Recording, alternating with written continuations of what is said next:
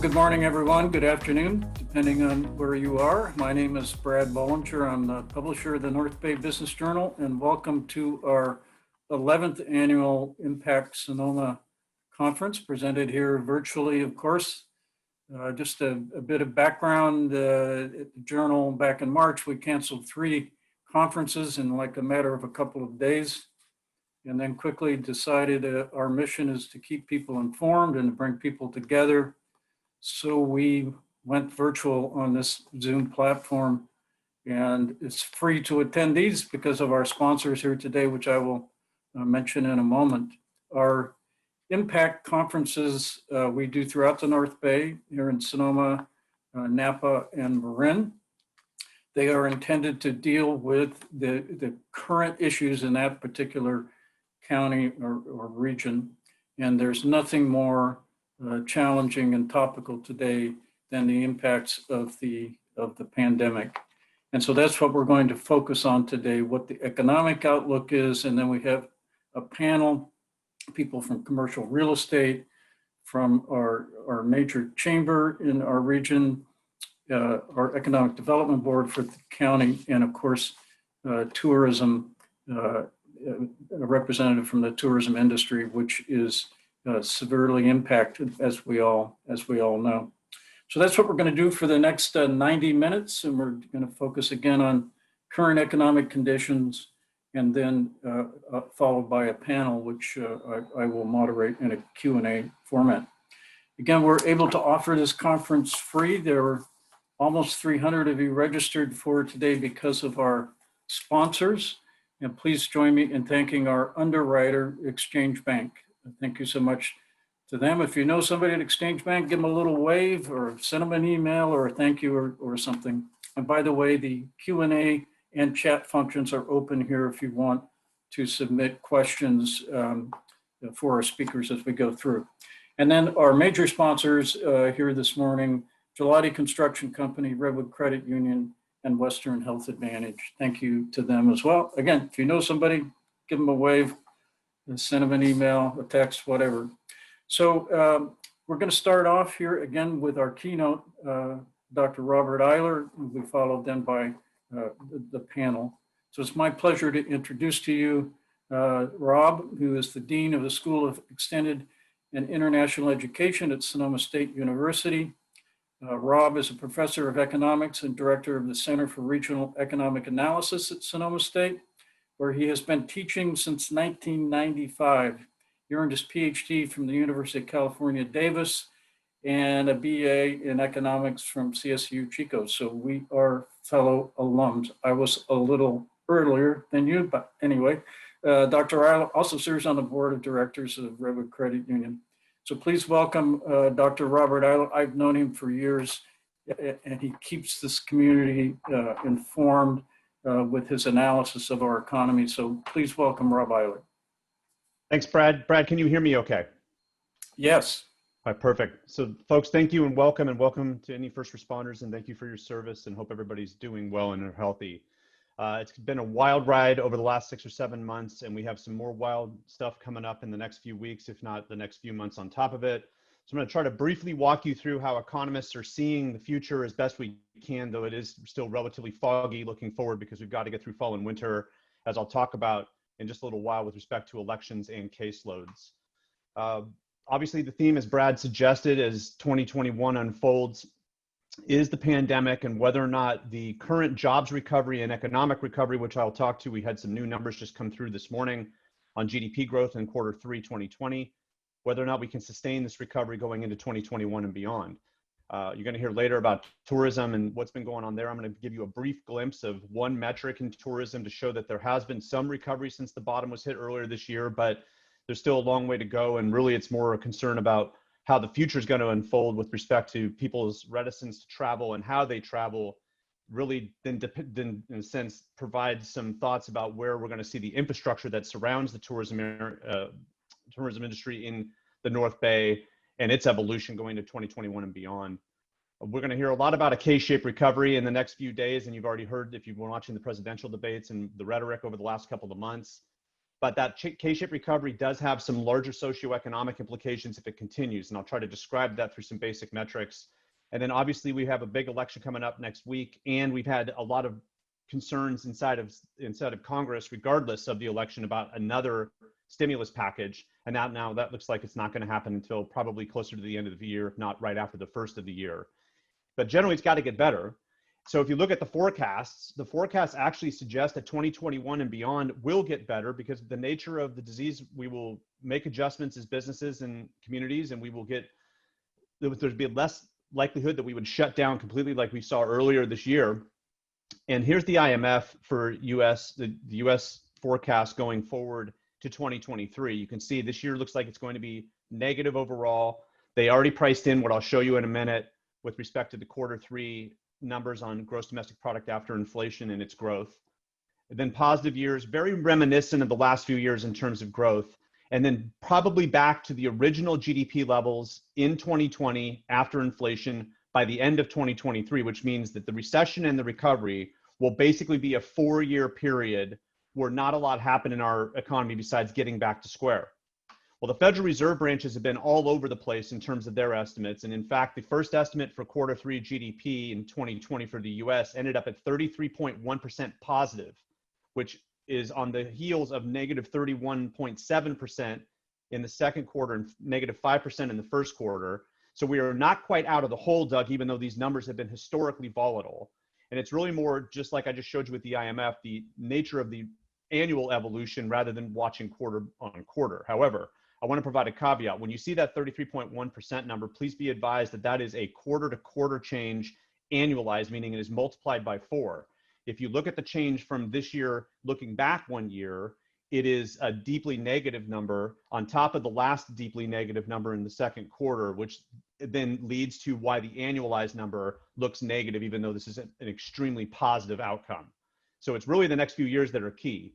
The next few years look about the same from the Federal Reserve branches. If you start to jam all the blue chip forecasts together, they're all starting to look very much the same. That the next few years, assuming we turn the corner in fall and winter well, look good. Well, they should, because we put an enormous amount of policy against this recession. And it looks like actually the recession will be declared over, if not in Q3 and by Q4, which is good in the sense that it's a short-lived recession.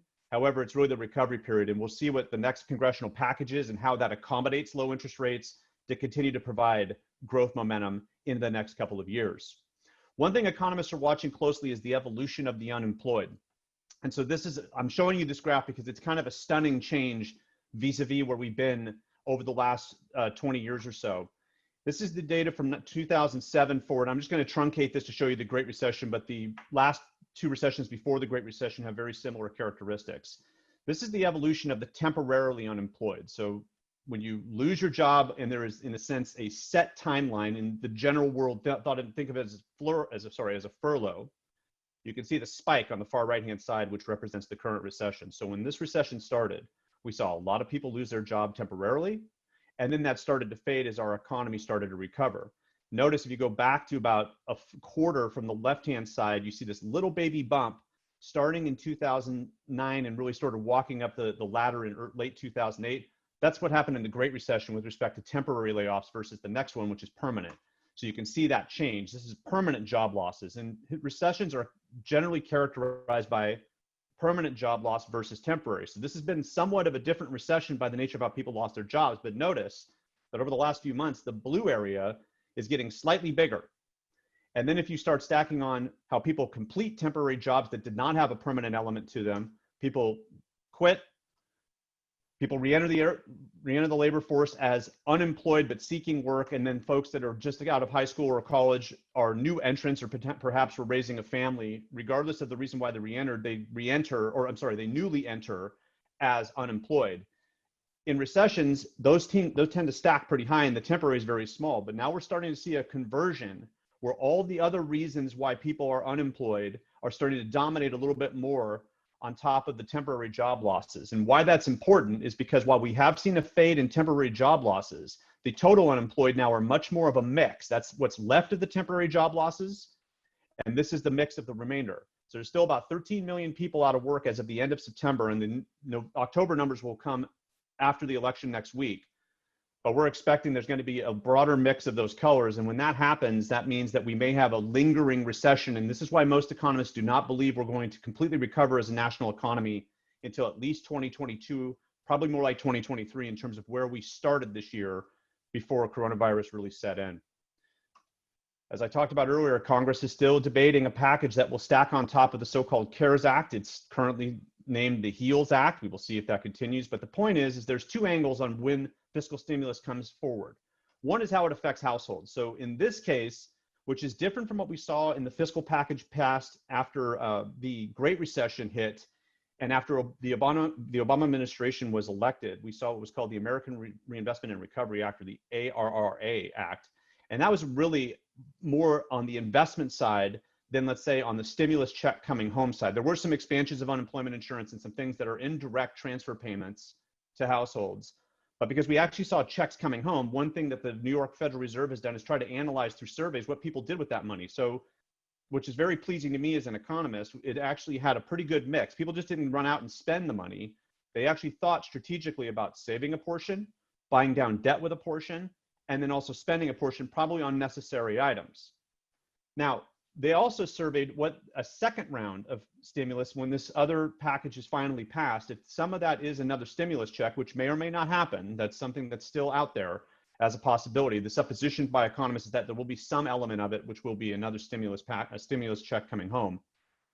Same basic mix, if not a little bit more toward the use and the pay down of the debt, but basically a mixed bag, which is good. Now, the problem with that is that when people save, it actually does not stimulate the economy as expected by Congress and the president's office when they cut those checks, but it does lead to more stable long-term outcomes for the economy. So it's really a trade-off like everything else in economics, and we want to see it through that lens.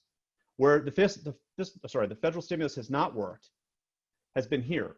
If you look at what's happened with non-residential investment, meaning this is what we see by business spending not related to new housing. This is the evolution of that spending over the last 30 years. And here are the last 4 recessions, including the one we're in, looking annualized at growth. So while we've had a lot of spending, and the supposition is that if you spend as Congress and you give people money at home and they start spending on goods and services, that will lead to non-residential business investment in picking up inventories and getting ready for more demand. Well, that has not happened yet looking back year on year. It has clipped off the original bounce down, but we've actually had 4 quarters of negative growth looking back 1 year in this category, meaning that businesses have slowed down their investment pre-coronavirus. And what the coronavirus did is basically exacerbate that in the short term. Now, what the federal stimulus has done alongside of lower interest rates is picked up some of the speed, but not quite relieved the downward pressure that was already in place. Notice in the Great Recession, which is the third shaded area moving from left to right, there were many, many quarters successively where we saw a negative growth looking back 1 year. And that really is what dragged us down into the depths of recession once the housing market had failed. And then we started to pick back up as the last decade started to evolve, and we saw some wobbling along the way, but generally speaking, relatively decent growth going into the later part of the last decade. So when we hear about a federal spending package, or what you think of as fiscal stimulus coming forward in a second round, it most likely is going to be a mix of both investment and spending on the household in such a way that's more mixed than the original package was, the so-called CARES Act. One of the metrics we've been watching very closely as economists also is unemployment insurance claims, but we initially were watching, don't want to mix ideas there. We started by watching what we call new initial claims for unemployment insurance, or those folks that are first going on to unemployment insurance. As jobs come back, we're actually more concerned about the continued claims, or the total amount of weeks being paid by the unemployment insurance fund. And this is what that looks like for the US. The data for the US is on the left-hand axis. It's much larger because it's obviously the whole country, but the key is the movement of this graph, peaking in early May and then sliding down, same gradient basically over summer and into fall. This is good. This is what is driving a lot of the forecasts about continued job growth, because we don't have as many people on unemployment insurance. The supposition is they're getting their jobs back. They have just not exited the labor force, which I'll come back to in a minute, though there's some concerns about the way that women and basically those rearing children at home, in the case of men doing the same, how they've exited the labor force because of a lack of childcare availability, but that's probably a small portion of the choices that have been made. Most of this should be jobs come back. But notice, if you look at the left-hand axis, we're still right around 8 million weeks, meaning there's that much money going out the door from the unemployment insurance fund every week still, and it's been higher than that for almost 6 months. Here's California. Now, California, in contrast, has not had a smooth gradient downward since early May. It actually peaked a little bit before the US overall, went down and looked like things were going pretty good, meaning that too many people maybe were let go initially and then they got their jobs back, but then it went flat over the summer. And some of that is because California was a little bit more slow in reopening completely and also had some contractive policies. And we're going to hear a lot about that in terms of Sonoma County not quite moving into the next tier yet over the last few months, specifically over the summer. In the last couple of months, things have loosened up a little bit, enough to see some of the jobs fade. Some of this unemployment insurance payments fade, such that jobs are coming back. So we want these data to continue to slide down in gradient and keep going down until we get back to something that's pre-coronavirus, which you can see on the far left-hand side, sort of this flat movement when things are really going well and not a lot of violence in these data. And these data are historically high numbers still in terms of where we're at with the number of weeks. Looking quickly at the September numbers, we're not going to get October numbers until mid-November for the state of California and its counties, but this is what's going on with respect to certain counties, specifically in the North Bay. The state's about 10.8% unemployment, not seasonally adjusted. Sonoma County's at 7.2. San Francisco's MSA, the sort of the broader angle on Alameda County, Contra Costa County, San Mateo, and San Francisco County is 7.8%. Marin County is 6.5, which is one of the lowest, if not the lowest, depending on how you look at the population size in California. Napa at 7.6, Solano County a little higher, but still performing better than the state on average. So the North Bay and the Bay Area has recovered more quickly in terms of its residents getting their jobs back and having fewer people unemployed. But here's what I wanted to come back to, that idea about leaving the labor force. Notice that in almost every case except for Solano County in the North Bay and the Bay Area, the civilian labor force, the percentage change in it since last year, and what these data are the changes from September 2020, looking back 1 year. Notice the percentage folks that have left the labor force. Now, generally speaking, that's a mix of two items. One is folks that have become discouraged with the local labor market and have left the local labor market, or they've retired, or both. This could also be folks that are not necessarily discouraged with the labor market, but have childcare issues at home, that they now have left the labor force and are not actively seeking work because they don't know what they're going to do with their kids. And so that's something to watch as this scenario evolves, because one of the things about not having schools open is it does lead to some strange marginal decisions for folks at home with kids about what they're going to do with respect to childcare, even especially with their kids home doing homeschooling or doing distance learning, as the case may be. Generally speaking, recessions are characterized by negative changes in the labor force for the reasons I said before. Some folks retire and some folks leave certain areas looking for work elsewhere that may be recovering more quickly. But we'll watch and see if there's, let's say, a structural shift in the labor force that might suggest there's something else going on besides the normal cyclic activity. Looking at California real quick, I want to show you this, and I'm going to show you the North Bay in contrast. These are the industries that have been most affected, or take that back. These are major industries and how they've been affected with respect to the changes in jobs. And in fact, this is the geographic look. So here's Sonoma County as of September. You can see that leisure and hospitality, which is an amalgam of hotels, restaurants, and bars primarily, has seen the most negative change year on year, which makes sense. The coronavirus recession has affected those service industries most. Other services, nail salons, skin salons, hair salons, auto shops have all also been affected. Government is now starting to see effects as well. But other industries have done okay. Manufacturing has bounced back. Construction's basically flat since last year. Finance has done really well with lower interest rates. There's a lot more lending activity. So it's not all bad news. The problem is, as I'll show you in a minute, the bad news as affecting specific industries make for some very big socioeconomic challenges going forward. Now here's Marin County, Solano County, Napa County, San Francisco, and then California in contrast. And you can see San Francisco, I'm going to back up one click. You can see San Francisco has a much larger negative change in leisure and hospitality, which again makes sense. They're more exposed to that risk based on the nature of the structure of their economy. But then there's California. So Sonoma County generally is performing relatively well with respect to comparison areas around California and jobs changes. You can see here there's construction and there's finance to where things have really been cooking alongside of manufacturing. One of the biggest lights that have been bright and positive has been in housing, but it again depends on your perspective. The forecast looking forward for Sonoma County is over the next year, looking from September to September, which are the latest data, is for about 6.4% positive growth in home prices at the median. Well, the good thing about that is we should not see a lot of panic selling, even though we should expect there to see a rise in inventories in 2021 as deferred payments and other assistance for folks that are homeowners that maybe lost their job and can't quite stay on their payments start to fade in the new year. We should expect a little bit more on the supply side, but the demand side should be there because all the demand characteristics, especially if we see economic recovery continue and low interest rates, are there to pick up whatever existing units may come online. So most housing economists, this is just one look, which is Zillow's look, are relatively robust looking forward. We will see if that holds, but this is pretty much true across California. As you can see, the California average is actually slightly higher than Sonoma, and we haven't really seen any problems in housing yet. Unfortunately, that exacerbates affordability issues, which then leads to another socioeconomic concern. Speaking of such socioeconomic concerns, these are the data specific to California that you may have been seeing talked about in terms of a K-shaped recovery. Well, a K-shaped recovery suggests that there's a portion of it which is V-shaped. Higher wage earners have basically got their jobs back or have portable jobs that allowed them to stay in their jobs and keep their incomes. And then one that's a little bit more flat, more like what you could think of as a U-shape or L-shape, which is the lower wage workers. And you can see that split relatively easily here for California.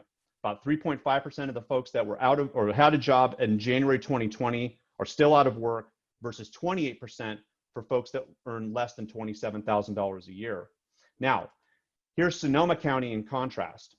And these data are as of the beginning of September because they haven't quite integrated the September numbers in here. But you can see here that Sonoma County has a very similar characteristic, or similar characteristics, I should say, to California in terms of the so-called K-shaped recovery. And you can see that split within the shaded area. Another place we're watching very closely is business losses.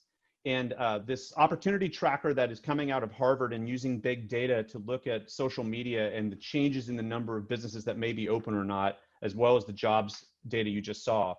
This is a very, in a sense, scary data point. We think, or they think about 30% of the businesses that are under 500 people, but really primarily under 25 people, are not open right now if they were open in January. But that could be for two reasons. They're either out of business completely and or they just can't open yet based on social constraints. But leisure and hospitality could be as high as 42% down from where we were at the beginning of the year. This is a concern because it changes the capacity of the local economy to produce goods and services and ultimately to support jobs. So economists are watching these data very closely because the jobs data, once we start to have recovery, it's really then going to be how many businesses remain open. What that means is we have some structural threats out there. We should expect changes in retail. We should expect changes in restaurants, specifically high-end restaurants, as time moves on. Will the clientele be there, especially if there are tourism issues? Entertainment, will theaters reopen in full? Personal services, that's starting to slowly come back, but the longer and longer we linger on, the harder and harder it is to have no income and keep those kind of businesses open.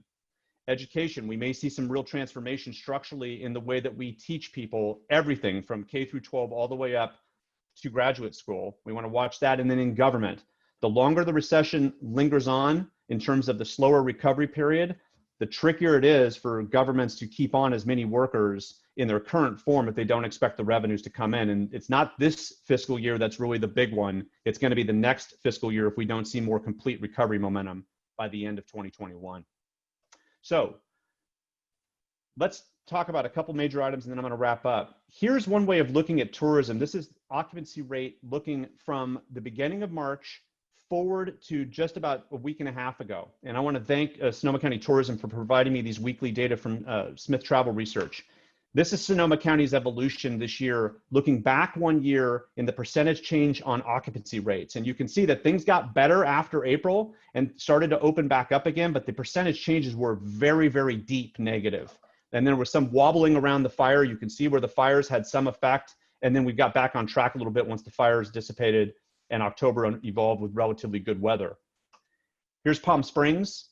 in comparison, same basic evolution over the last few months have been pretty, or last few weeks have been pretty tough. This is Napa County, similar movement, similar geography and marketplace issues in terms of being able to reopen and also the fires affecting them.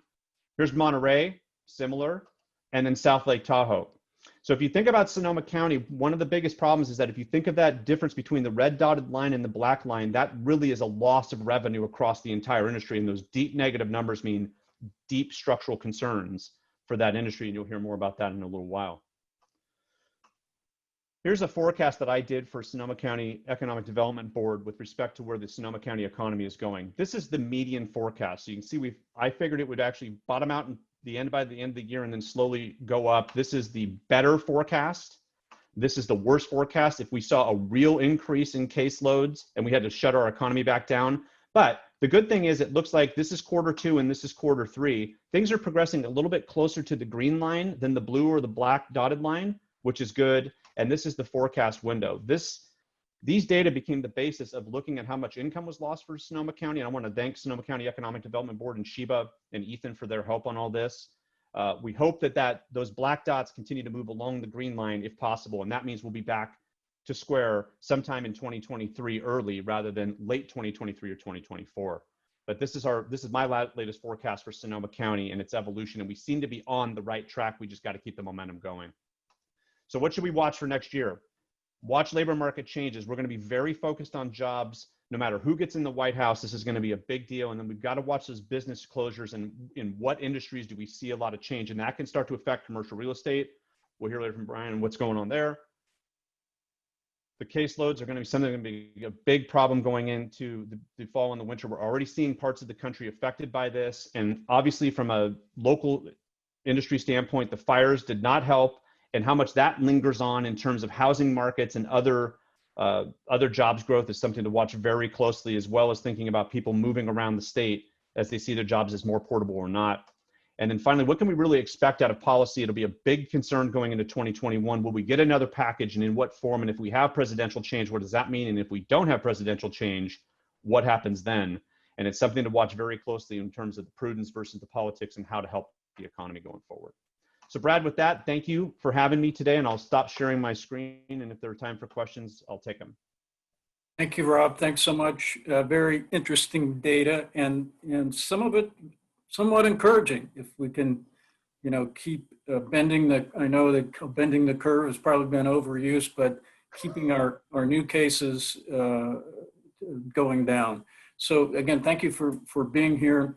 Thanks for having me. Questions, if someone has a question, they can submit it on the Q&A or the chat buttons at the bottom of your screen. Right now, there are none, so I'll kind of seed the conversation here. So the whole work from home movement, two things. How does that play out once we can get back to work in a quote unquote normal way? And then secondly, how much does that really help our real estate market? You hear of cases of, you can work from home, so why get out of the city and go, live on 5 acres in Sonoma County or something like that. So 2 prongs. How does that play out and then impact on real estate? So in the short term, under the assumption that people have relatively portable jobs, it has 2 major effects locally. One is that you'll see less movement of people, which means probably less traffic even as the economy recovers, because people will not necessarily be going into the core Bay Area for their jobs. And their demand during the day will now suddenly supplement what otherwise is here, which can help a lot of downtown and a lot of grocery and a lot of other retail, assuming that people are going to want to get out of the house and have a meal once things open up, but their jobs are not necessarily coming back in their original location. So those are positives that are coming, but with one big fat caveat, and that is we just don't know how corporate entities are going to view the productivity of people at distance. So you're hearing about people, once Twitter, for example, said, oh, we're going to work forever away from the office. People were buying in Boise, Nashville, Charlotte, Austin, whatever. What happens when the stockholders say, hey, hold on a minute, profitability is not right. And that's probably because people are working at distance. You need to tell everybody to get back to the Silicon Valley. Then what? So I think that we're in this short-term phenomenon sort of feeling out period. And what that hopefully can do for both commercial and residential real estate is support either the current pricing or at least some small increase on the residential side where there's going to be a lot of negative vectors on the office side as things go forward, especially people are not coming in the office for perceived health reasons. We are hearing anecdotally, and Brian will probably tell us a lot more later, that you're seeing some migration from the core Bay Area toward where people live, and buying off, or not buying, but leasing office space, in some cases buying, with the idea that if you want to get out of your house and we want to try to augment productivity, it's good to have office space where people live, rather than having them come into the office where it's a much larger cost for us to keep everything sanitized. We will see how all that plays out, and that's getting a little above my pay grade, but that's what I'm hearing on the street in terms of the latest and greatest. But theoretically, you should assume that those kind of movements are coming. Yeah, but you just reminded me that and Brian Keegan will know more about this here in a minute, we had a huge northern migration of employers in the 90s and early 2000s. So maybe that's going to happen again. Who knows? So we do have a question in the question box. So what if we go through another one of these fire seasons? Our hearts just go out to people that are impacted by this, by all of this, and it's difficult. Our Octobers have become terrible. It's like you're either on a PSPS or you're evacuated, or we've all been touched by this in some way. So what if we go through this again? How does that impact your forecast for Sonoma County? It doesn't really affect the forecast in the short term, because we've gone through enough of these episodes, and unfortunately, just like coronavirus, we're starting to make adjustments to those episodes in such a way to in a sense, minimize the short-term concerns in the economy and really in our communities, short of fire being very close to where a lot of people live. And you got to have your heart definitely got to go out to folks that have been negatively affected by this big time. The bigger problem is more the medium to longer term is, does it start to affect structurally tourism flows, the nature of how people demand real estate, the nature of how people demand or businesses demand commercial real estate? Or is there some, let's say, a negative shock to pricing because people are taking on more risk by coming here, whether it be to live or to visit? And does that start to affect the evolution of specific industries that are tied to those areas with respect to commercial, residential, and or tourism? Will you see some change there that sort of shakes the foundation of our economy? It doesn't look that way yet, but with each year that we have a relatively large fire episode, the threat of that happening starts to rise.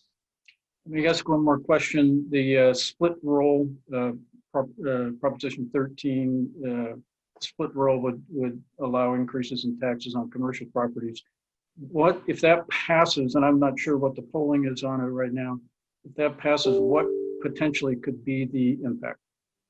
I think the basic impact is it's going to change pricing across the board in the short term, under the supposition that you can pass some of that change through. But then unfortunately, we're having this negative vector happening simultaneously, generally, that might lead to some structural shifts in commercial. Again, Brian's probably got way more on that than I can provide, but something to watch for, I think, is how much that actually leads to a change in construction. Because if you're seeing new construction as being more costly, no matter what, that's something that having that slowdown has a broader effect on the evolution of the entire economy that feeds off of new construction on the commercial side, also on the residential side. That's I think where in the medium to long term, there's more concern about having the split roll as a result of Prop 15 passing than, let's say, the short to medium term, where if the demand is there, you'll see some of that price through, but we've got to be very cautious to assume that the so-called elasticity of demand is so inelastic that you can just easily price that on through. Okay, and then these last two questions, I can take them on. I can type an answer to those, Brad, if that helps. Okay, great, but let's do the healthcare one. Oh, what impact has this all had on healthcare? It's had a mixed bag effect. In acute care, it's provided a little bit more resources, but we just didn't see as many people go into acute care as we expected. On the non-acute care, so thinking of the outpatients, it delayed a lot of revenue and probably changed some of the structural aspects of local healthcare in the short to medium term until we, in a sense, get back to quote unquote more regular movement on the healthcare side. And it certainly augmented the cost of running medical offices, which is at some point is going to mean a higher cost of healthcare somewhere in the system. It might be a 1-year delay, but your premiums are probably going to start rising as a cover against that. So I didn't put any in there because that's what is in there. In fact, as you saw the jobs changes, but there's a lot of deeper structural changes going on that are really hard to still measure. And maybe there's been some capital expenditures that have been delayed, things like that. And hopefully things will pick back up. Well, thank you, Rob, again for being with us. and sharing those incredible slides with us. And take care, and we'll see you next time. Thanks again so much for being with us. Thank you, Brad. Appreciate it. Thank you. Okay. So again, thank you to Rob for being with us. And now we have a panel to discuss, again, the impacts of the pandemic, specifically on Sonoma County. That's where we can really zero in on these impact conferences. And with us today is Brian Keegan, who's a senior real estate advisor and operations director for Keegan and Coppin here in Santa Rosa. It's the largest commercial real estate firm in Sonoma County and very active throughout the North Bay. Todd Eyler, who is the Vice President of Marketing and Communications for Sonoma County Tourism. Peter Rumble, who's the CEO of the Santa Rosa Metro Chamber, who's been right in the middle of everything. And so has Sheba Person-Whitney, who's the Executive Director of the Sonoma County Economic Development Board. Thank you all for being with us. And just for our audience, our format here is we had worked out some questions ahead of time. So it'll be a Q&A format with relatively short answers, and then we'll open it up to questions at the end and get you out of here on time at 11:30. So I just want to start off to ask each of you to just tell us a little bit about yourself and your organization. And I'll start with Sheba. Thank you so much, Brad. Good morning, everyone. Thank you for having me. Sheba Person-Whitney, Executive Director of the Economic Development Board with the county. Been in the position with the county for just about a year and a half, working in economic development for the past 12 years. EDB is a county department, full service economic development and business development, really focusing on entrepreneur assistance as well as assisting small businesses with understanding what it takes to be successful in Sonoma County, as well as financial assistance, supporting the creative economy, supporting broadband initiatives, as well as research and the creative economy as well. Thank you. Great. Well, thank you for being with us, and thank you for your work. We're all looking forward to getting back to the creative economy, right? Going to a show or, just doing something like that. We're all, I have a feeling that once this opens up, people are going to come back quickly. So thank you again. So Brian, tell us a little bit about yourself and Keegan and Coppin. Thanks, Brad. Hey, I'm Brian Keegan. I'm a operations director at Keegan and Coppin. I've been with the company for 15 years now. We do commercial real estate in the North Bay. The company's been around for about 45 years in the area. We do leasing and sales. We do property management. We also have a construction division. So we can kind of service all of your commercial real estate needs here in the North Bay. I'm the operations director. I manage our admin and property management, but I'm also a senior real estate advisor and work on a transactional basis as well. So thanks for having me. Okay, thanks for being with us, Brian. Todd. Good morning, everybody. Todd Eyler. I'm the Vice President of Marketing and Communications for Sonoma County Tourism. We're a 501c6 not-for-profit organization that is chartered with promoting Sonoma County as a leisure and meetings destination. So our team's divided between my area, which is marketing and communications, primarily to the leisure audience. We have a sales division, which focuses on that meetings, incentives, and weddings piece of tourism to Sonoma County. And then we have our community engagement team as the third leg of our stool at Sonoma County Tourism, which works to engage our community, our partners. We have about 3,500 tourism-facing businesses here in Sonoma County that work with our organization. Their messages are our messages in terms of what we're getting out from a tourism standpoint. So nice to be with you all this morning. Thank you, Todd. Thanks for being with us and all you're doing to keep us top of mind out there when things return, right? So I've always said, I'm repeating myself, sorry, is that we have a competitive advantage because we, bring in small groups that are more appropriate to the environment that we're in. So let's hope that everybody sees it that way. So then finally, Peter. All right, thanks, Brad. Peter Rumble. I'm the CEO of the Santa Rosa Metro Chamber. It's my great privilege to be so. I'm wrapping up my third year in that role with the wonderful team that we have. We have about 850 members, most of which are small businesses, but also including the largest employers in the North Bay. So really our membership reflects the business community at large in the North Bay. We're one of the larger chambers in Northern California, and we have a number of award-winning programs that help elevate individuals and create a better, more vibrant economy for all in the North Bay. Those include education programs for entering high school students, expanding childcare capacity, family-friendly workplace policies, a number of leadership programs, including Leadership Santa Rosa, Young Professionals Network, certainly tourism promotion that is focused on Santa Rosa, that is done in partnership with Sonoma County Tourism, event support when we can all be together in one place, things like Ironman and other events. Pride is another one of the wonderful events that we hope to see next year, and support for downtown revitalization through the downtown district. And that's just a few of our sort of highlights. Okay, thank you, Peter, and thank you for all you do. I've said many times, Leadership Santa Rosa has probably had more impact than any single program on our county, because people go through this, they get on nonprofit boards, they start a business, they get promoted, just all the, and get familiar with our community, all aspects of the community. So thank you for that. I know you're continuing with that program even in this environment, so thank you. Okay, so we're just gonna go down the group, and the first question is, tell our audience how your organization has responded to the pandemic. And I'm going to start with Sheba, because I know all of you have done incredible work. So Sheba, how about you? Sure, absolutely. So as Dr. Eyler stated, he worked with us on an economic impact study. We came to the realization very early on that the community really wanted to know and understand not only what was happening with the economy right now, but where the projections were showing us going in the future. So that was a great project, and we know that it continues to evolve over time as more data becomes available. That was a great project, and all that information is on our website.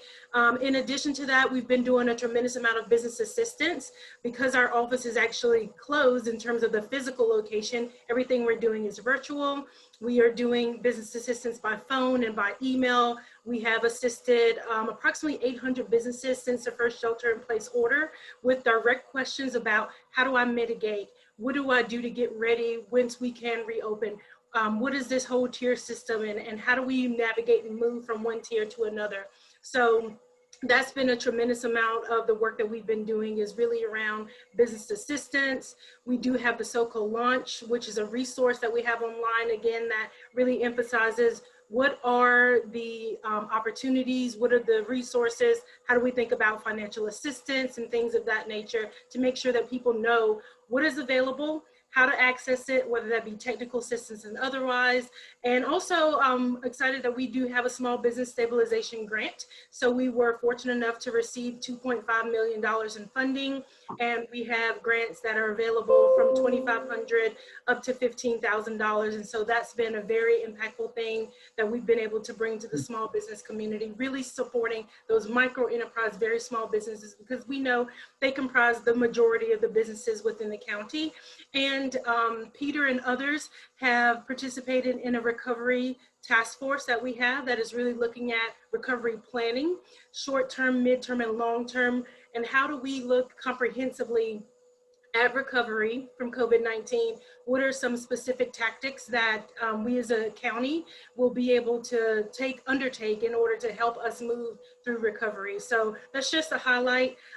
We've done, like everyone else on the panel, lots of other great things and worked very collaboratively with many of the people on the panel. So for more information, all that information is definitely on the EDB site. Thank you.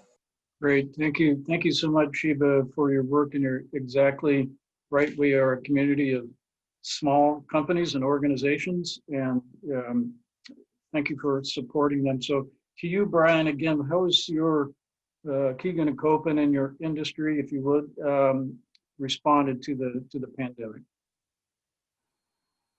Sure. So, I'm in commercial real estate, so we're dealing with owners and we're dealing with tenants. And when the pandemic first started, everyone was kind of thinking, what do we have to do to get through this? Nobody was really sure how long it's going to last at the time. So, at the start, a lot of people just kind of are waiting at the sidelines, kind of waiting for the dust to settle a little bit. But other businesses were negatively affected right away. We had to help people work out, some with lease terminations, others with most of them we helped with lease deferment and forbearance agreements. And the main thing, we've just been encouraging owners to try to work with the tenants to try to keep their tenants. And I personally feel like that's very important, that we want to try to work with the existing tenants, keep them here. But nobody was really sure how long this thing is going to last for. So a lot of these lease deferral plans that we put together, a lot of them have gone through 2020, through December. So I think come January, we're going to see, where everything is at. But I think that there's going to be a lot of movement one way or the other in January. As soon as people go to renegotiate these if needed. We expected to see a lot of sublease space hit the market when this pandemic was first starting to happen. But we haven't seen the amount of sublease space that we originally thought. So that's certainly something that could be happening early first quarter of 2021. The different markets have been affected differently. Obviously, the retail market and the service industry and the restaurants all took a major hit. The industrial market, though, has stayed pretty strong. That's backed a lot of the contractors who have come helping with the fire rebuilds, the cannabis industry, and other just small manufacturers have kept the industrial market pretty strong. So we're seeing I think about around 5% vacancy in Sonoma County for our industrial market. So it's stayed pretty flat. The office market has been, we're seeing some increases there in the vacancy. Some of those lease terminations have happened. But I think as we move forward, we're going to see a lot of people kind of looking at what their needs are and what their requirements are and how those are changing. I think, with people working from home, we're seeing that's working for some people. For others, it's not. I'm the kind of guy who needs to really be in the office. I come in 9 to 5 and that's the way that I work. And that's the way that I've found success. So for some people, we're trying to get everybody back to that to be able to get there. But others have found success working from home. So companies are really evaluating what their needs are, saying, hey, maybe we don't need as much space. And I think we can look at this as an opportunity here. With the vacancy numbers, as the vacancy goes up, it's an opportunity for tenants to really look at what their needs are. If they need a smaller space, to go out there, and it's a good opportunity to negotiate good lease terms right now. I've talked to some lender friends about kind of owner user deals and where those are at. It's my understanding that some of the SBA loans, the payment deferment plans have either stopped happening or soon the deferrals will go away and people will start having to make their payments again. So we very well likely could see more owner user buildings hitting the market for sale. And we're starting to see kind of more listings hit the market. We're seeing more investments hit the market. I've had a couple of recent investments hit the market, not necessarily related to the pandemic, but some people are concerned, with this election that the tax programs could change, and that there could be incentive for people to sell their buildings right now and try to close before the end of the year. So I've been fielding calls for that over the last month. We are seeing some new listings hit the market there. But I think that, looking at it from a positive perspective that, hey, there's opportunity out there. Interest rates are still low and people can take advantage of that. And, we just need to try to work with these tenants and work with these local businesses and just see how we can try to get through the other side. Great. Well, thank you, Brian. It's one of the great assets that Sonoma County has. You have a family-owned company like yourself that lives here and it cares about the community. I think you mentioned in our prep call that during the 08-09 recession, there was a lot of this amend and extend. We all need to just try to get through this together. Better than the alternative, which is less than a community approach. So I appreciate what you're doing. So yeah, just a little bit of uncertainty out there for sure. Yeah, I'd say so. We'll all work through it. So, and Brian wants us all to return to the office. Thank you, Brian. I like it. Okay, Peter, how about you? Yeah, thanks. So we quickly put out a couple surveys to our members, as well as shifted a lot of resources to connect personally with virtually every member. And we've done that on a number of occasions throughout the year. And so that early work shaped our actions throughout the year and continue to sort of guide us where we go and help us to keep our finger on the pulse. About a month into the pandemic, PPP was still not available yet. It had passed, but not to the banks, and then certainly not out into the community. We worked with the Community Foundation and Bank of Marin and Poppy Bank, along with a number of small individual contributors, to raise a little bit over $120,000 and put that out into small grants for small businesses throughout Sonoma County, regardless of their affiliation with the chamber. It's important, I think, to remember how inadequate the PPP and EIDL are compared to the need. I mean, at the time, it was an amazing injection of capital, but it really was sort of shamefully inadequate. And not to get too partisan, but shameful that another round has not come on the heels of that. We've also produced a set of recommendations in March that every chamber in the county and some in Marin signed on to, that spelled out exactly what our small business community needed, from straightforward things like fee and tax deferral, property tax deferral, to more creative ideas, including investments in workforce and supporting transition in business models for our small business community.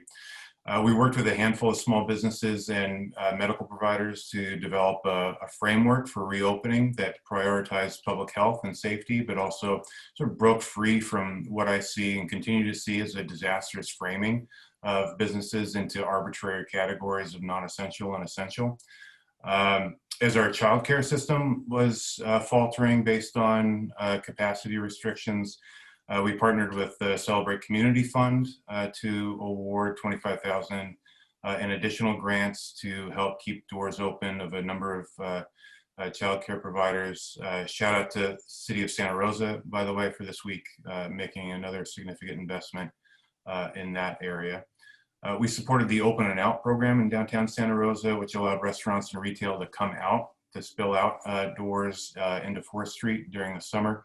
That program is just sort of winding up right now. That brought a massive influx of art, lighting, seating, which sort of furthered an existing strategic objective to enliven downtown, revitalize downtown, but also provided a lifeline to our restaurants that just wouldn't have stayed open otherwise by their own admission. And just shy of 90% of community members that we surveyed about that program said that they loved it and hope that it continues in the future. So really embraced by the community. Going back a little bit, in the summer, the Chamber joined some other business groups to recommend 12 quick actions that we could take to start economic recovery. And I didn't shout out to Sheba and the county for making their business assistance grants available. I think that was a critical need that they covered. And of course, like many businesses and organizations, we had to look internally as well. So we suspended or modified or canceled a number of things that we normally do, including in-person events. We've had a shift to holding a lot of our work virtually. Brad, thank you for calling out. Leadership Santa Rosa Class 37 is going to be our trailblazer to try to blend both a virtual as well as sort of safe, smaller group networking and learning into a program that continues the tradition of providing a significant value to people. And then, unfortunately, we are not eligible for any federal or local aid. And so as an organization, we've had to do a lot of what our small business community has done and go through multiple series of layoffs and reductions. So that's our response. Well, thank you, Peter, and thank you for your work. I think you put your finger on it. I think I've heard the number, there are 1,500 companies in Sonoma County that received $600 million in PPP loans. And everybody thought we'd be back to normal by now, and we're not. So we're probably going to need a renewal of that to get for companies through. Otherwise, it's going to be really nasty. So at least as it looks right now. So, yeah, if I could just put a fine point on it, just so everybody understands, if they're not familiar with what's going on. We're now in month 8, rolling into month 9. PPP covered essentially a month. Yes. So, and then they extended it to 2 months, I think. Okay. So it was great that a lot of businesses were able to access it. Wonderful. And it doesn't even resemble the need in our community. That's an excellent point. At Sonoma Media Investments, we have not had a single layoff. Our newsrooms are at full tilt. But again, it was supposed to be a month or 2, and it's extended. And I was on a call a couple of days ago about, an event in April, and to a company, they all said it's probably going to be 6 months or longer before their companies will allow their employees to attend an in-person event. Now, hopefully that will change and loosen up, but that's the kind of situation we're in. So anyway, I'm not supposed to be the one talking here. It's supposed to go to you. So I'm going to change the order a little bit, just based on the flow that I see here. And the next question is, what innovations, and I'm going to go to you first, Sheba, so get ready. What innovations have you seen out there in response to this situation that we're in? Sure, thank you. That's a great question. I think what we've learned is certainly that businesses overall, as well as individual people, have this ability to be creative and innovative and shift as they need to the greatest extent possible, knowing that that's not always going to get us 100% to where we need to be, but people have done a great job with that. So in manufacturing, we've certainly seen a lot of people making PPP, people, businesses moving into things that they had never done before, like production of hand sanitizer, for example. In the hospitality and restaurant industry, as Peter talked about, we've seen parklets, right? We've seen people, going out onto sidewalks. You've seen temporary pedestrian throughways, for example, creating these outdoor avenues for people to do dining as well as retail. So that's been something that's different. We certainly have seen a lot of businesses move into e-commerce who had never done so before, or never even had a desire to do so before, and were able to shift their model and their business delivery model into e-commerce and to do that successfully. And we've seen a lot of virtual events, EDB, just like your event and just like the chambers and others have moved into this virtual event world that we didn't necessarily think we would ever do. People like to gather. We love to, be together in a hotel lobby and to, fellowship and catch up. But now we are all moving into that virtual setting, doing events, doing telework, webinars, and other things that a lot of businesses never thought they would ever need to do, and have been able to quickly shift and become very proficient at doing that. So that's just a couple of highlights of what we've seen play out in the business community throughout the county. Well, thank you, Sheba. We've seen at the journals, I'm sure you've all seen, we've actually, with virtual events, extended our reach. We can bring in both an audience, and then we can bring a speaker in from the East Coast, and they don't have to come out here. There's all sorts of, but I still miss that, that personal touch. Absolutely. So thank you, Sheba. So Todd, I'm going to come to you next. Again, innovations that you've seen out there. Yeah, I definitely want to echo what Sheba was talking about with regard to virtual tastings and events and that e-commerce piece. we've been, working with our partners to really amplify those types of messages to the leisure market in particular. I think with the holidays, basically right around the corner, there's a great opportunity to turn that dial up even more, and that's part of our vision for the holiday messaging time period. We won't have a consumer campaign per se, but we'll still do messaging. And so from our standpoint, that's something that we're talking a lot about with our teams and then eventually with our partners. Speaking of partnerships, I think that is something that has really impacted me and had it's something I've noticed a lot in the industry. You kind of see that on both a macro level and kind of a micro or local level. So kind of on a macro level, I'll use United Airlines as the example, where they're partnering with Clorox and the Cleveland Clinic to just institute these safety measures on the aircraft, even on the pre-board experience in the airports and so forth. They know, like we know in the tourism industry from a marketing perspective, that people are willing to travel right now, but they're only going to travel if they feel safe. And that is United Airlines, part of United Airlines' commitment to doing that is those types of partnerships. Whoever thought that, big old United Airlines would partner with Clorox and the Cleveland Clinic, but there it is.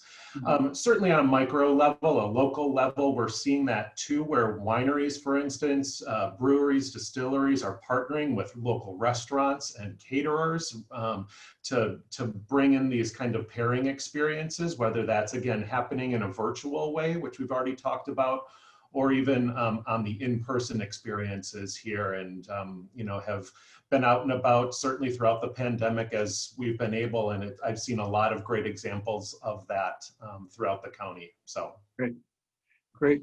Well, thank you, Todd. I was on a call a little bit ago with some winery owners, and they're actually finding now they can bring people. They don't have to come to Sonoma County to enjoy, the wines. They can ship them the wines and give them the menu and bring them together on a big screen TV or something and have a good experience. So right. Anyway, thanks so much for all you're doing. So Brian, I might go to you next. Again, innovations you have seen out there. Yeah, I mean, I'm seeing a lot of the same type of things on the retail side. Certainly, like with the e-commerce. One of my favorite places to shop, the Last Record Store. They started putting things online, using online sources, and just kind of giving us that normal sense. We could just kind of shop online. Cooperage, my favorite brewery, they started expanding their canning line and their distribution. They're taking advantage of that, and they're really getting it out there in that way. And so that's quite a joy for many of us that we're kind of seeing new sides to these businesses, making them more accessible. On an office basis, we're seeing people do, like you mentioned, the blend and extend, where they ask for a little rent deferment now, but they're working with the landlords. When we do a blend and extend, you typically reduce the rental rate for now, but you'll offer longer lease term. So you'll sign up for another few years, so that the landlord gets something out of it and the tenant gets something out of it today. So you kind of work together, and it's establishing those relationships. I think that's how we really get through it. Other creative things is we're seeing investors out there looking for businesses, investments that have built businesses that are kind of pandemic proof, so they're looking out there and see, who's doing well, who can we count on here for the money. I think people working remotely, there's a lot of things that people are doing, creatively. Even just restaurants doing takeout, just doing a takeout menu. They've got to do that, and I think a lot of businesses are doing great. Great. Well, thank you. Thank you so much, Brian. So Peter, to you, what innovations have you seen out there? Yeah, I think that Sheba, Todd, Brian have summed it up quite a bit. I see a lot of the same things, just in different industries where, for example, a bike shop that had no online presence is now selling more via their online portal than they did actually in person when the shop was open. So certainly seeing a lot of that going on throughout the small business community, regardless of industry, and that's really heartening. I will say one innovation that I think is both genius as well as frightening is companies that have sort of packaged everything that you need to relocate and making the transition, I'm sorry, my camera just dropped, making the transition out of California to another place seamless and easy. That is a genius innovation and really worrisome for, I think, our local community. And so really hoping that we can do everything that we can to keep our community together and in place. So that's interesting. I want to make sure I follow that. So companies that are recruiting offer a No. Yeah. So these are companies that have come together to provide a service to people who are interested in relocating, from selling their house to buying their new one, to assistance finding a job, to packing up their possessions and driving it for them, all in one seamless deal, which is a great innovation, I think. But making it easy for people to leave is really worrisome to me. Yeah.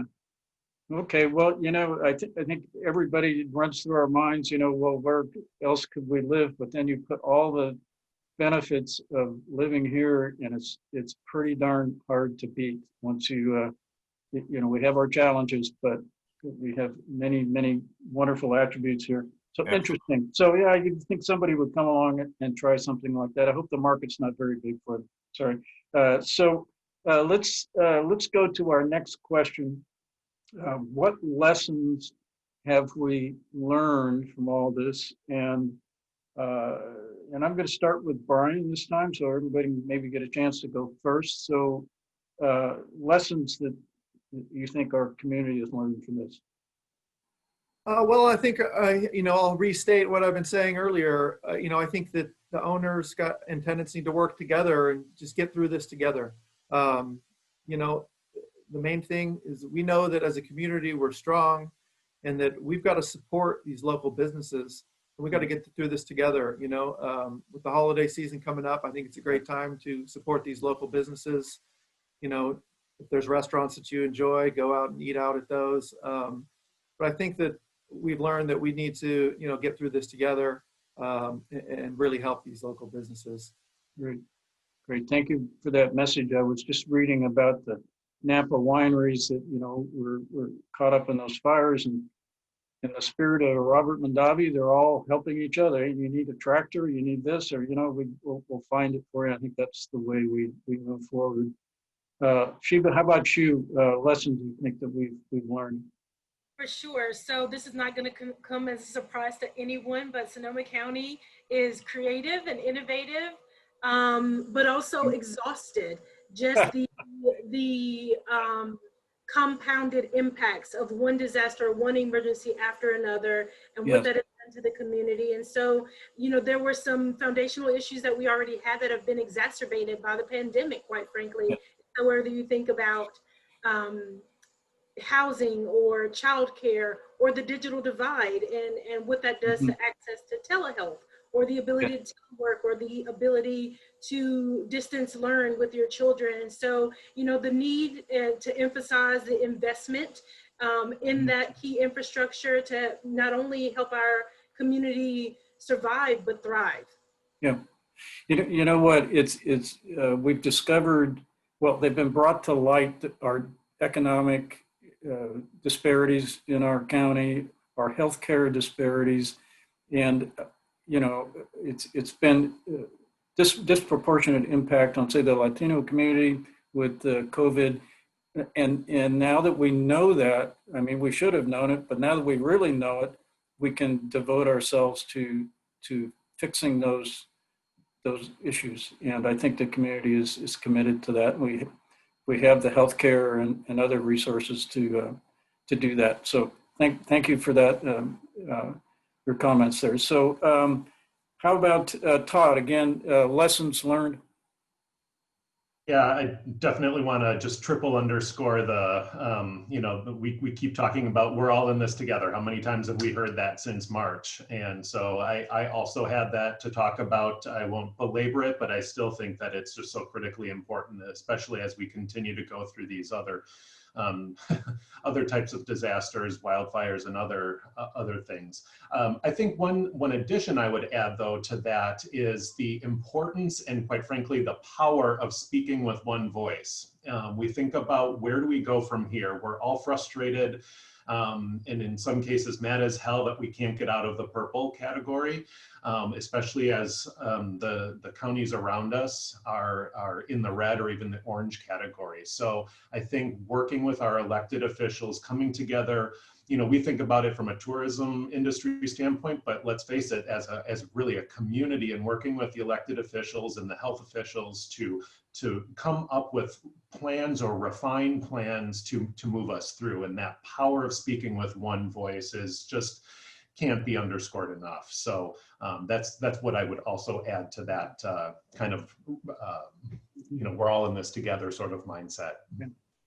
Yeah, to Sheba's point and to yours, Todd, that we're kind of exhausted because we keep rolling from these evacuations and pandemics and fires and what have you. And but even I know a few people impacted directly by the glass fire, and they're like, okay, we're gonna rebuild, we're gonna stay here, we're gonna. So I'm sort of encouraging people in my office, if we can take Thanksgiving week off, take it off, get rested, and come back. I'm not suggesting that for everybody. I'm just saying, we need to look for opportunities for people to have some rest and some time away from all of these things. So, Peter, how about you? Again, lessons learned. Yeah, I think Todd really said it well right there. And again, I apologize for my camera. I think it fell victim to COVID as well. All of the Zooms just sort of had its cumulative toll on my camera here. That's okay. Yeah, I think we really need to understand that as we are pushing on this issue, we're not doing it out of malintent, right? We're all trying to help each other and find the best way through it, and everybody is short on answers. The lessons learned, I think, will fully come as we look back on this and see, what did we do that had the best impact? Where could we have gone a little bit different? And always, to your point, Brad, about looking for ways to care for, our fellow individuals, right? Whether we know them or not. As we are rolling off of our, third, fourth year of fires and floods and power shutoffs, now more than ever, we need to care for each other. Yep. Thank you for that message. So I think I got to everyone on that question. So just in the last, we're going to try to leave 10 minutes for questions or so. So the last question really here is, take us forward 6 months, and where do you see Sonoma County, and what are your hopes for that? And Sheba, I'm going to start with you. Sure. So my hope is that we will have a fully reopened economy that will allow for much more economic activity than what we have now, that we'll get rid of this whole tier situation, and that we are all at least closer to some normalcy. Other than that, certainly that we would be further into economic recovery, not only here within the county, but the state and the country as well. And that we'll have a reprieve from disasters and emergencies. So that is my sincere hope. And I think everyone out there would agree with that. Yes, thank you.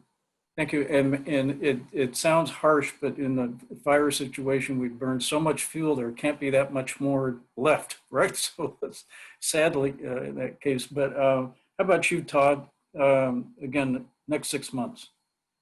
Yeah, certainly hope that if the pandemic isn't completely in their rearview mirror. I think that's pretty optimistic within at least 6 months, but that at least that we are moving through, if we're still moving through this or have this color-coded system to adhere to, that we are certainly progressing through it would be my fervent hope, and that there's greater clarity around metrics and what it takes for counties in our case to move through those different tiers.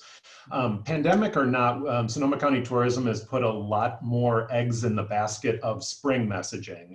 We know that we typically see a lot of tourism in the summer and fall period, and that probably will always be the case, and that's great. But with the uncertainty, especially with the wildfires, of the late summer and fall period, we're working on spring strategies to really message out and promote Sonoma County during that time of the year. And so we're already starting to think about that at Sonoma County Tourism, and that period from, let's call it, March 1st through, until right about Memorial Day is a period that we're focused on. And so we're hoping that that particular campaign will come together in a way that really welcomes people back to Sonoma County in really meaningful ways, and at a time that we will really need that shot in the arm. Great. Okay, thank you. Peter, how about you, next 6 months? Yeah, next 6 months, we need a massive injection of support, both financial and policy-wise, from the federal, state, and local governments. Okay. That's number one. Number two, we need a medically approved vaccine. And maybe it's foolish to hope that it's distributed within 6 months, but certainly one identified. I think the certainty of that, or the assurance of something like that, would take us light years ahead in terms of confidence and a light at the end of the tunnel. Great message. So to our political leaders out there, we're struggling here. If you can help us, it'd make a huge difference to get us through this next 6 months to a year, so that we're whole again. So thank you, Peter. Thank you, everyone, for those messages. Brian, how about you, next 6 months? Well, I certainly think the next 6 months, would be hopeful that we're on the home stretch there. I think in my industry, an important milestone would probably be more like 3 months as we enter the new year, as we see people's lease and loan payment deferment plans kind of coming to an end. We're going to be seeing what happens there. And so there's a lot of uncertainty there, but I think I just encourage people to try to work with the local businesses and to try to keep everybody here, keep the momentum up, keep the positivity, and and if we do see some more vacancy and we see some spaces hit the market, maybe companies can just evaluate their needs and really look to lower their overhead and make it work. Because if you get downsizing, it could be a good time to look at your needs and save some money. So we're trying to stay positive there. Okay. Well, thank you, everyone. Does anyone have any closing thoughts? If not, we'll move to the questions, which I'm sort of scanning through here. And we can get this one really quick, directed to Todd. Do you expect to see weddings and similar events happening in 2021? Is there anything on the horizon there? Well, we certainly hope so, and that has certainly been a point of frustration too. Of certainly our hotels and our wedding venues, wineries, I would add to that list as well, of venues who are largely reliant in many ways on the meetings, and in that way the weddings market to create a base of hotel demand and demand for event space. And so it's been frustrating for us as well to see or not receive, I should say, really clear guidance on that. And we're working with elected officials, is what I can tell you. We're working with the elected officials and Dr. Mace on developing those ways to to get us back into the not only weddings, but just events in general and indoor experiences. So we certainly are working towards that end with those folks. Great. Great. Well, our open spaces, you can certainly social distance, right? So there's plenty of space to work with. And a vineyard, I think the vineyard rows are typically 5 to 10 feet apart. So you got plenty of room, right, for a wedding. Okay. All right. And another question here. This might be for Peter. Do you think there will be another automatic PPP loan forgiveness for loans under 100,000, as we saw recently for loans under 50? I thought they were all forgivable, but anyway, does that sound like an issue that we should be thinking about? Yeah, that's exactly the kind of thing that I think needs to happen at the federal level. The House, just to know that this isn't a fool's prayer, the House passed a relief package, I believe in May, and it has been sitting in the Senate ever since. And that would include more forgivable loans like we had the first time around, in addition to a number of other really positive things. So unfortunately, to borrow the phrase from Rob in his presentation, it has been politics and not prudence that has ruled the day. But I certainly think that it's possible. For sure, it is possible for something like that to happen. And I would say vote. Come Tuesday, make sure you vote because that is going to make a big difference on what kind of aid we will see. Okay, great. Well, it's good to know at least there's something in the work if we can get out of this political logjam we're in. So interesting question here from an audience member. In the next 5 years, are we going to see an influx of more seniors with fixed assets, or an influx of young families interested in jobs, hoping those jobs are here to stay? So it's kind of like a demographic question, and I don't know who wants to take that. If anyone has any data that shows kind of which, I think we have one of the fastest aging populations in California, if not in the very top, at least near the top.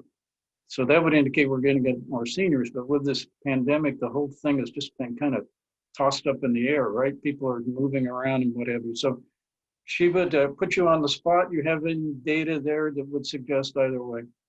So we don't have any data that is looking at how the pandemic might be impacting us now, because of course that's continuously unfolding. But what we were seeing in the last set of projections is that we will continue to see very slow growth in terms of new residents moving into the county, and a little bit of flight with young people. And so our position with EDB, as well as our partners, is to really look at ways to highlight the distinct competitive advantages of living in Sonoma County and working in Sonoma County, not only from the employers so that they would want to be here, but also for the potential employees so that young people and young families will want to be here as well. And of course, the other part of that is wages, as well as the cost of living overall, to make sure that we are, bringing in employers that can support a livable wage, to make it practical for young families to be here and to want to stay here. So we know that that's an ongoing issue, and EDB actually has a task force that is working on that and has been working on that for the past 2 years. Great. Well, I know in just my neighborhood alone, there are 2 homes from turned over from, older residents who wanted to, something smaller, to young families. It's just wonderful to see. So, one thing, Peter, just very quickly, we haven't touched on, and that's downtown housing. Here in a couple of weeks, we're going to have Keith Rogel, of course, who has the one there in Mendocino, and Third, I think it is, and then there are a couple of others on the horizon, is to our housing question and something that's attractive to young people. What's the promise for downtown? I think the promise is tremendous. Like you say, there's one Santa Rosa Avenue. Cornerstone Properties has 2 projects that are going through the process right now, one in Railroad Square, one on Mendocino Avenue. The old Canners project that is also in Railroad Square received SB 35 Yes. support, and that one is moving forward. And of course, if you are by Cancer Survivors Park, there on 4th Street, a little east, you can see a dozer getting ready for construction there for Hugh Futrell's project. Yes. So all of those things bode well. I think a lot of it goes back to the work of the city of Santa Rosa in pushing forward, one, recognizing that their downtown specific plan that had been in place for a number of years was just failing to reach its goals, and taking the initiative, investing the resources and capital in completing a new downtown plan that makes it more attractive and easier to build. Great. Well, it's good to remember that while we're going through this time warp, if you want to call it, I call it sheltering in space, by the way, that there are other things moving along, right? We still need to keep moving. So, well, listen, that's going to have to do it. Thank you, Sheba, Brian, Todd, and Peter for being with us, and of course, Rob, for your presentation. This will eventually migrate to our website. So if you want to rewatch it or watch pieces of it for both our attendees and our panelists. So thank you so much. I want to thank again, able to do this for free to our attendees, our underwriter for this event for Impact Sonoma, Exchange Bank, and our major sponsors, Gelati Construction Company, Redwood Credit Union, Western Health Advantage. And thank you to them so much. Everyone stay safe, wear a mask, stay 6 feet apart, and we'll get through this together. I want to thank all of you for being with us here this morning. I hope it was a good use of your time. Thanks so much. Take care. Bye, everybody.